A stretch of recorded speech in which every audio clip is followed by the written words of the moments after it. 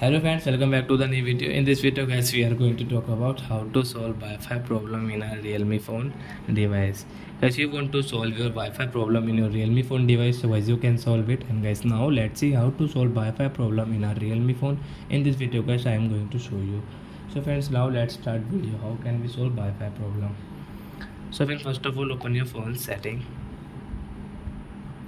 Then guys, click on your additional setting. Guys, this additional setting, tap here, and guys you can see your backup and reset, and guys scroll, erase all data factory reset. Guys tap here, and guys don't worry, and guys reset network setting, tap here, and guys you can see this Wi-Fi, and guys tap here, and guys reset network setting, reset network reset completed. Then guys you can use your Wi-Fi without any problem. Guys, after that guys you have any problem in your Wi-Fi setting, so I don't worry, take a screenshot of your phone model number and guys send me on comment section. I will check, I will help you friends. Okay friends, bye bye, thanks for watching. Now we will meet in next video. Before going guys, please go and like my video. Bye bye friends.